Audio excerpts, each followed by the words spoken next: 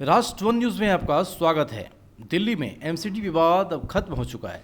राष्ट्रपति ने अब मुहर लगा दी है। अब आपको ये जानना होगा कि किस पैटर्न पर होगा एमसीडी का चुनाव। जी हाँ, दिल्ली के तीनों नगर निगम के एकीकरण का रास्ता साफ हो गया है। संसद ने दोनों सदनों के विधेयक को पारित होने के बाद अब राष्ट्रपति रामनाथ कोविंद ने भी कानून को मंजूरी दे दी है।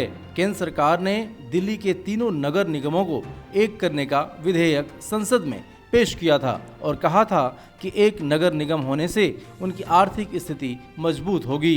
काफी समय से निगम चुनाव कराए जाने को लेकर चर्चाएं चल रही थी, जिसके बाद आज राष्ट्रपति रामनाथ कोविंद ने इसकी मंजूरी दे दी है।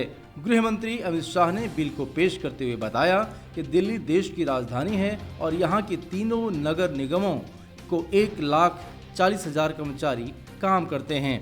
राष्ट्रपति और पीएम के निवास समेत तमाम केंद्रीय दफ्तर यहीं पर स्थित है। देशी विदेशी यात्राओं के लिए दिल्ली एक बड़ा केंद्र है। ऐसे में इस शहर के बारे में सोचने और समझने की जरूरत है। उन्होंने नगर निगम के बंटवारे को लेकर भी यूपीए सरकार पर सवाल उठाए थे और कहा कि निगम के बंटवारे का फैसला समझ से बाहर है। साल 2012 तक तीनों एमसीडी एक ही हुआ करती थी, लेकिन यूपीए सरकार ने बेहतर कामकाज का हवाला देकर एमसीडी को 3 हिस्सों में बांट दिया था। आपको अब हम बताते चलें, अगर साउथ एमसीडी को छोड़ दें तो बाकी दोनों निगमों की आर्थिक हालात काफी खस्ता है और वो अपने कर्मचारियों की सैलरी तक नहीं दे पा रहे हैं। इसके चलते आए दिन कर्मचारी हड़ताल पर जाते हैं और दिल्ली कचरे के ढेर में तब्दील हो जाती है। दिल्ली की तीनों एमसीडी में फिलहाल अलग अलग 3 महापौर हैं, लेकिन एक निगम होने के बाद ये व्यवस्था भी खत्म हो जाएगी।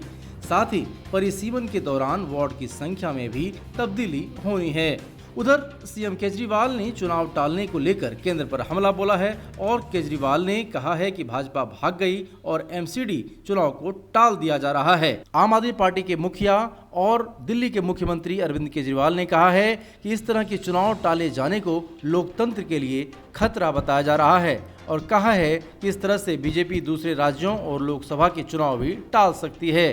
तो आपको हमारी ये खबर कैसी लगी? यदि अच्छा लगा हो तो कमेंट बॉक्स में लिखकर जरूर बताइएगा। साथ ही बेल आइकन को दबाना ना भूलें।